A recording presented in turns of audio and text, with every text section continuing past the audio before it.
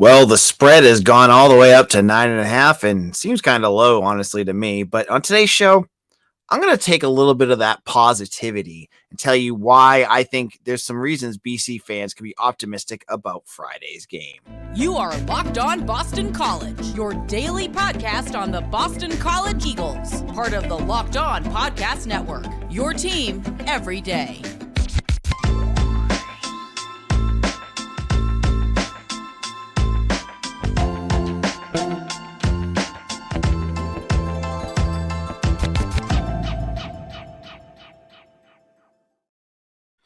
Hello, welcome. This is Locked On BC. I'm your host, AJ Black. I am the editor and publisher of Eagle Insider, part of the 247 network. Today's episode is brought to you by Prize Picks. Go to prizepicks.com/lockedoncollege and use code LOCKEDONCollege for a first deposit match up to $100. Daily fantasy sports made easy. This is Locked On BC, your team every day. We do this every single day talking about Boston College sports, and this is a short week because BC is set to play the Miami Hurricanes in the regular season finale in Chestnut Hill on Friday.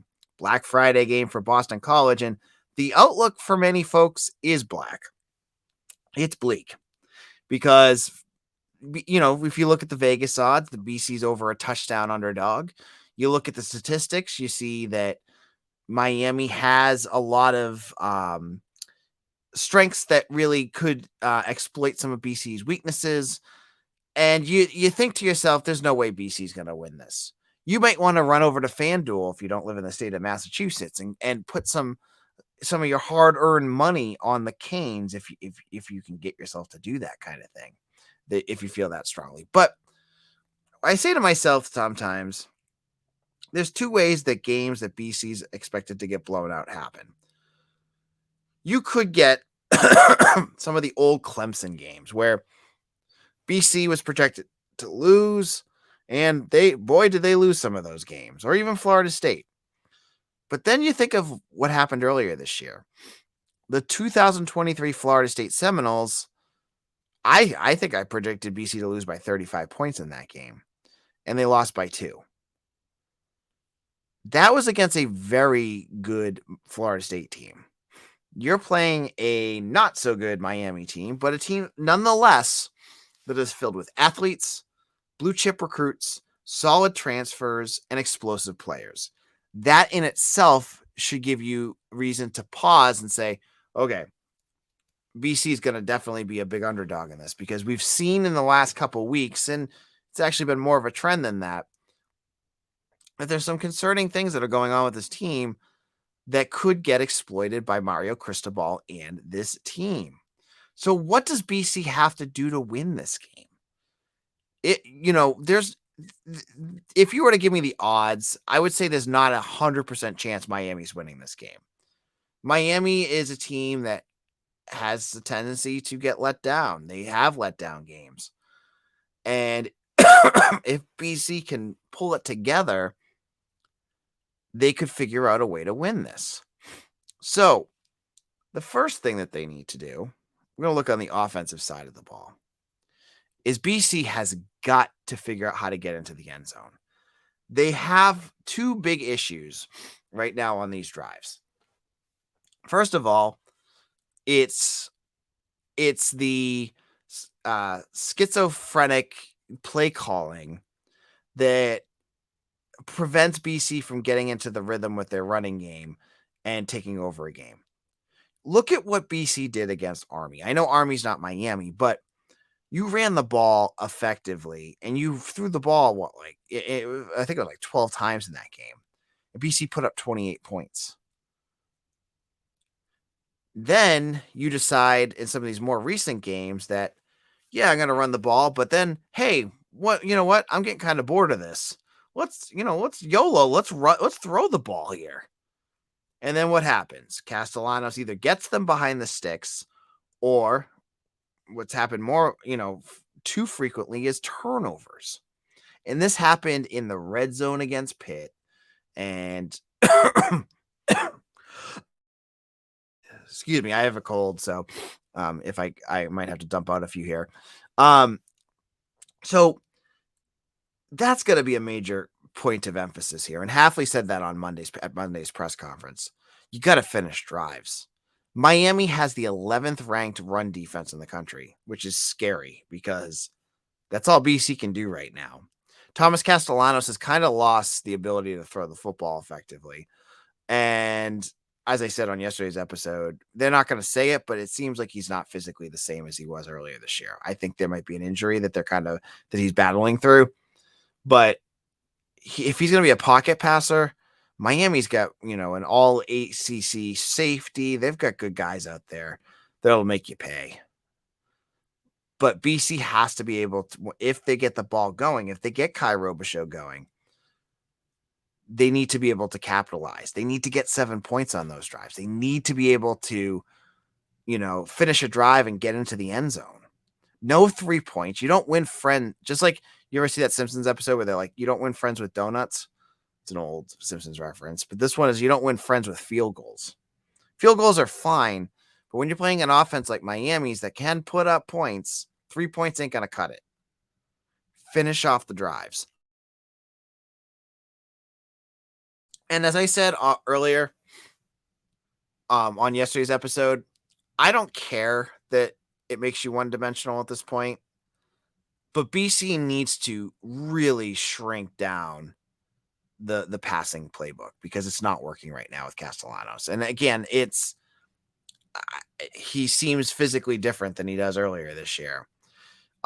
Earlier this year, he was able to roll out and move around and find spots so that he can make a more informed throw.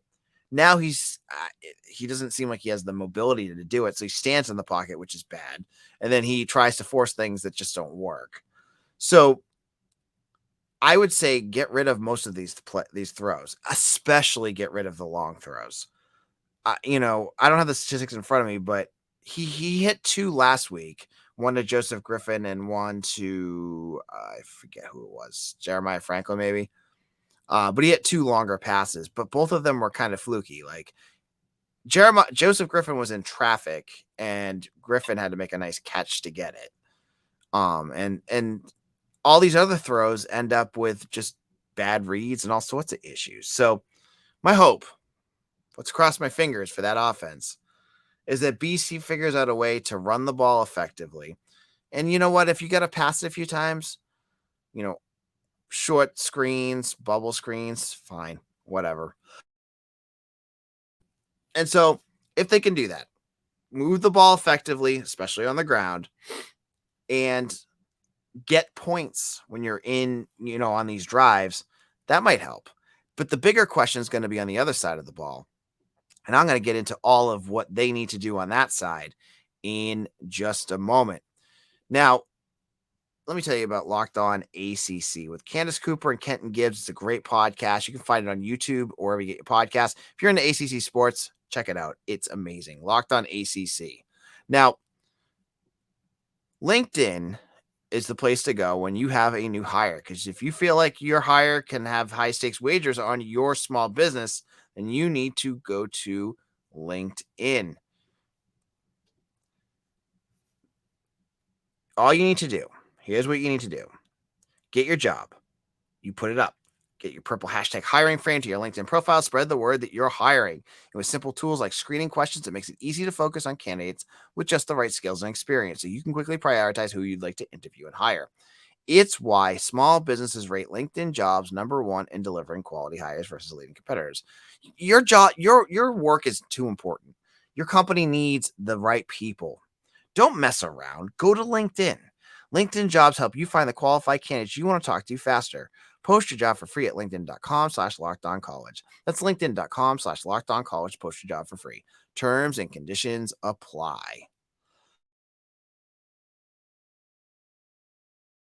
This is Locked On BC. I'm your host, AJ Black. We're talking about how BC can beat Miami. And if you're listening to this, I am guaranteeing you have probably already said, AJ, they can't beat BC. They can't beat Miami. And you'll hear my prediction tomorrow, and I'm not disagreeing with you. I'm spitballing what could cause an upset, because as I started this episode off with, Miami isn't this flawless team that plays perfect football that can't be beat. They can be beat. But what does Boston College have to clean up to get that upset? To earn win number 7, they've got to do a lot more than they did the last 2 weeks. And now looking on the defensive side of the ball, there's some major issues that we have to look at. Now, it looks like Tyler Van Dyke will be the starter. This is the same story that we started with at the beginning of the year, where we thought Tyler Van Dyke would be the starter. He kind of struggled. They put in Emory Williams. He broke his arm, and it's back to Tyler Van Dyke again. That's not good news for BC. At least with Williams, you'd have a true freshman that you could kind of hope to confuse and get around. Tyler Van Dyke, I think, is like 28 or 29 years old right now. No, he's not really, but you know what I mean. He's been around a long time.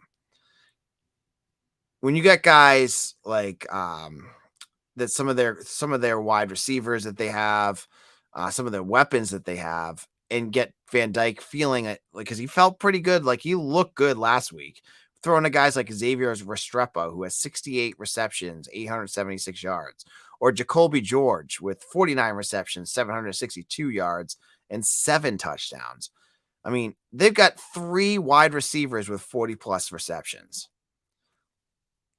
That worries me when you're throwing out, little guys with little experience like CJ Kling-Scales, guys that are struggling like John Pupil and Victor Nelson, and other guys that you're just hoping will have big games like Jalen Cheek and Amari Jackson. Playing against that is going to be a big deal. But there's something that BC can do that they haven't done efficiently that could help them in this game. That is get turnovers. Against Virginia Tech, against the team that they just played, Pitt, BC has had no turnovers. They have not landed a turnover. Against Syracuse, where they have 2, they've had games where they get them. But that's the key. Go back to that Florida State game. What was the game? What was the play that made that game turn on a dime? It was the strip to the house touchdown by Kari Johnson. BC's can force Tyler Van Dyke to make mistakes. He's not an infallible quarterback. He's thrown 12 interceptions this year. He's got a 17-12 touchdown to interception rate. That ain't that great. So you can force him to make mistakes, and that's what BC needs. BC needs some short fields, and it goes with the offense. You get the short fields, you capitalize on it. Then we're talking. We're cooking with fire here. But they got to be able to do that. And I'm not going to say a key is they need to get pressure, because there's better odds of me going on a date with Margot Robbie than BC having a game where they get consistent pressure, especially against Miami's offensive line, which is pretty good. But if they can sim pressure or, confuse him a little bit and try to get some interceptions, that would be good. This is the kind of game where you miss Elijah Jones, because I feel like he would have been a difference maker. But they got to be able to do that. They got to be able to make some interceptions. And then the second thing is not a hard topic to talk about, but they got to fix it, is make the tackles stupid. I was trying to see in my brain if that would make a good anagram, but it doesn't. But make the tackles stupid. I was watching Mitch's game rewatch up on Eagle Insider. If you're not a VIP member and you're on this recording on Tuesday, you can get 75% off a subscription on starting Tuesday. Check it out. It's like $2 a month. You can't beat that. Go join. You could join for it was $25 a year. Go on, go sign up. But Mitch had his game rewatch where you get clips and he talks about these things.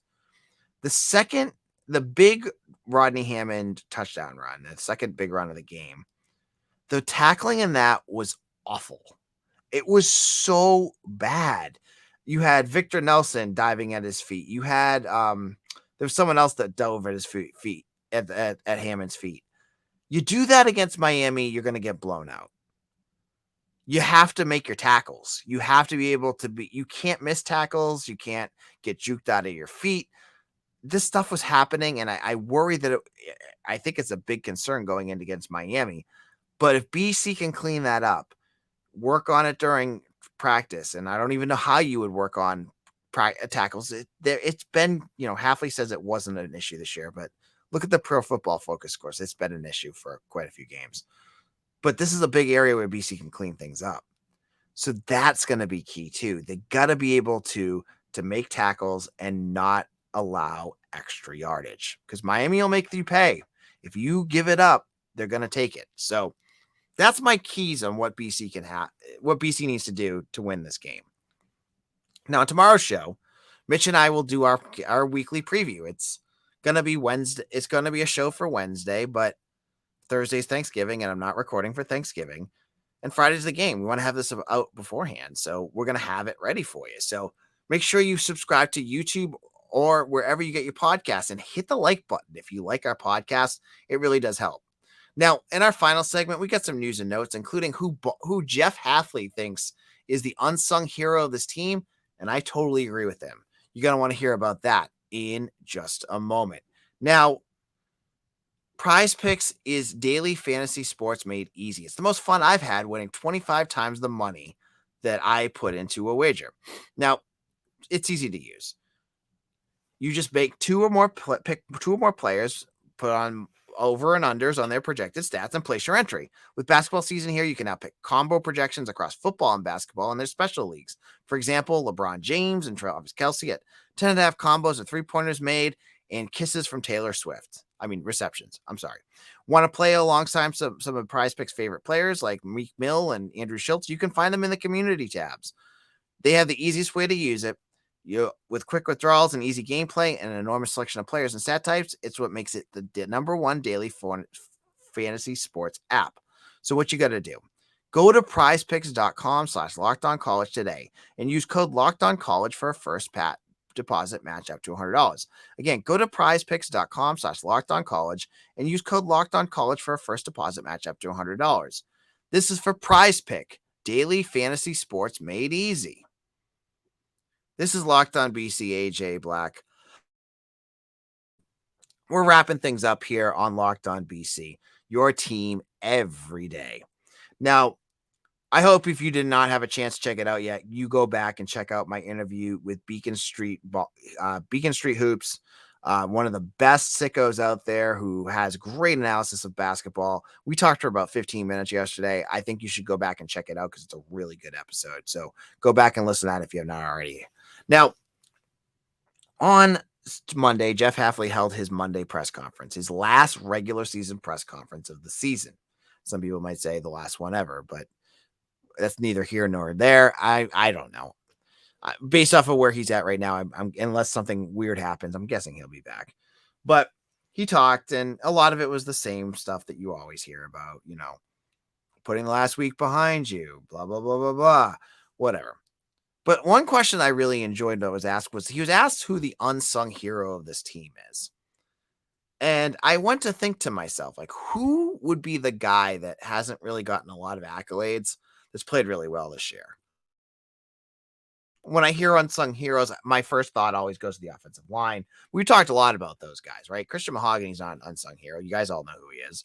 Kyle Hergel has been good, but I don't think of him as an unsung hero. Most of those guys, you know who they are, so that doesn't count. But he answered so quickly a guy that I was like, yep, that's absolutely the correct answer. And that is running back. Defensive lineman Cam Horsley. Cam Horsley is the starting nose tackle, and he has been a difference maker. He was graded in the high 80s for his game against Pitt because he was all over the place. I had watched a play. It was, I think it was 4th down and 1. And he got so much penetration against the center that he pushed so hard backwards that I basically just went right by the play. But that just shows you how powerful this guy is. He's making a ton of plays. Now, Halfley says he does a good job of opening things up for the linebackers to make their plays. And so he's a dynamic player, and this is the big year for him. Horsley's been around a long time, and I think he's still got one more year left. And watching him play, he looks like a different player than I've seen in years past. Like, he's bigger, he's more physical, and he does a lot of things the coaching staff likes too, right? So when there was the touchdown run by Hammond, after all the defensive backs kind of just flailed at him, it was Cam Horsley, a almost 300, I think he's a 300-pound defensive tackle, bombing down the sideline trying to catch him. He didn't end up catching him, but didn't give up either. For a guy that size, that's pretty impressive. So I totally agree. And I was trying to think, is there any other unsung heroes out there? The other one that I think of too, and he's been mentioned a lot, but I think of him as an unsung hero, is Dino Tomlin.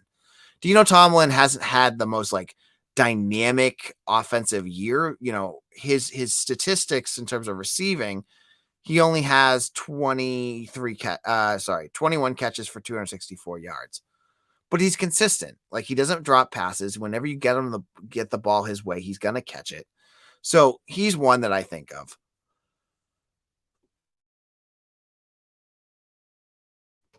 And then after that, it's like, I don't think of anyone. Like, maybe Lewis Bond, but even he gets his accolades too. So my two picks would have been Horsley and Dino Tomlin, in terms of unsung heroes. Finally, for what's a little basketball news? Quinton Post was named ACC Player of the Week. This is the first time a BC player has received this award since Jerome Robinson in 2018. It's been that long.